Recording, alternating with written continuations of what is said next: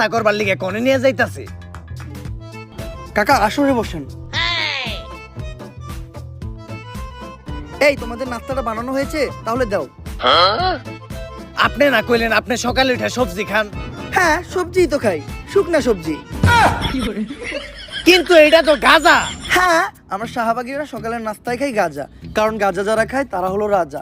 সাধারণ মানুষ তো খায় রুটি সাথে ডিম ভাজা। কাকা একটা টান দিবেন নাকি?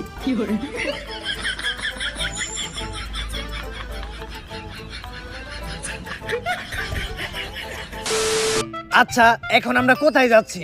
এখন আমরা যাচ্ছি একটা কৃষকের বাসায় আমার ঘাম ডোনেট করতে। রক্ত ডোনেট তো শুনছি, কিন্তু ঘাম ডোনেট এটা আবার কি? আপনারা জানেন কৃষক যখন জমি চাষ করে তখন তাদের ফসলে প্রচুর পরিমাণ পোকামাকড় হয়।